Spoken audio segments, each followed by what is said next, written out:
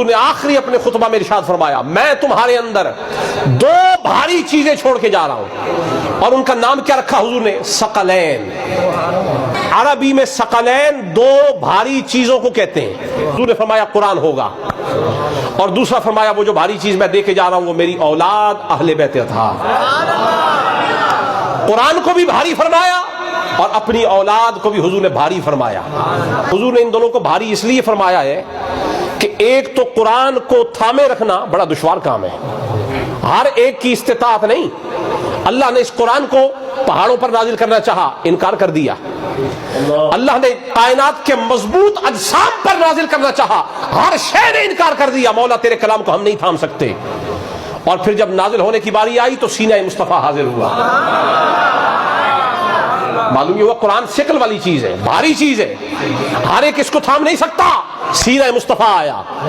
اسی طریقے سے فرمایا آل بھی حضور کی ایسی ہی چیز ہے، ہر ایک کی جسارت نہیں ہے کہ آل کے ساتھ تعلق قائم رکھے۔ آل کو ماننا بھی بڑا مشکل کام ہے۔ فرمایا نام تو سنیت کا سارے لیتے ہوں گے، اصل سنی وہ ہوگا جس کے ہاتھ میں دامن اہل بیت اطہار ہو۔ اہل بیت کے ساتھ رہنا اور اپنی سنیت کو بچائے رکھنا بڑا مشکل کام ہے۔ بڑے بڑے زعیم ملا کھڑے ہو کے کہیں گے تو سنیت سے نکل گیا چونکہ تو علی علی کرتا ہے، اہل سنت سے نکل گیا تو حسن حسن کرتا ہے، اہل سنت سے نکل گیا حسین حسین کرتا ہے۔ آل سے جڑے رہنا کسی مائی کے لال ہی کا کام ہے، ورنہ تم جب حسین کا نعرہ لگاؤ گے کہیں سے کوئی کہے گا رافضی ہو گیا، کوئی کہے گا شیعہ ہو گیا۔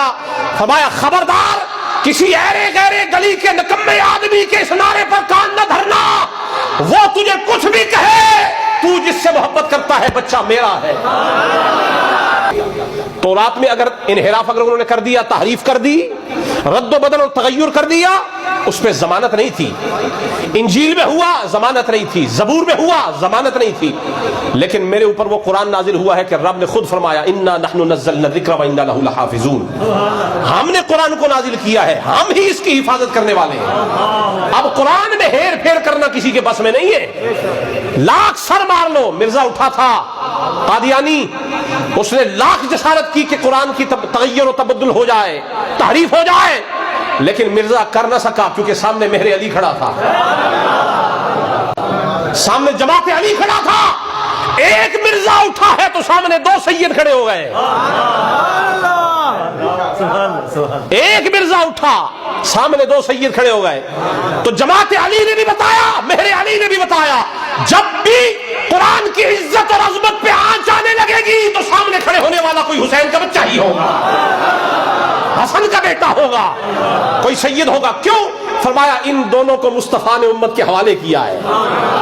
قرآن کے لیے اللہ نے ذمہ داری لی ہے کہ انا نحن نزلنا الذکر وانا لہ لحافظون، ہم نے قرآن کو نازل کیا، ہم ہی اس کی حفاظت کرنے والے ہیں۔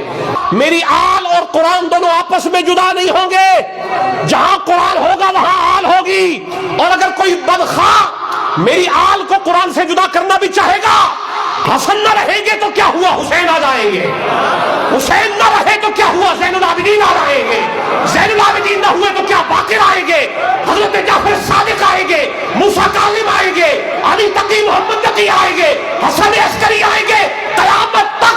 فرمایا میرے حسن کی اولاد سے میرا بیٹا مہدی آئے گا، نہ قرآن آل سے جدا ہوگا نہ آل قرآن سے جدا ہونے والی۔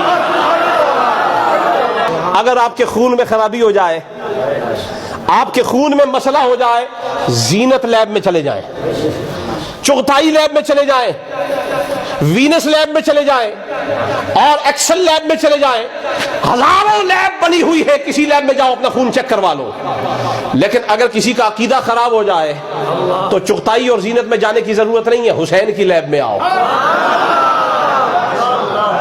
کیسے معلوم ہوگا کہ کسی کا عقیدہ خراب ہے؟ جب سے 61 ہجری میں کربلا ہوئی ہے، اس کے بعد عقیدے کے پرکھنے کا ایک ہی معیار ہے، حسین کا نام لو، چہرے کے حالات دیکھتے جاؤ، اگر سلامت رہے تو حسینی ہے، بگڑ جائے تو یزیدی ہے۔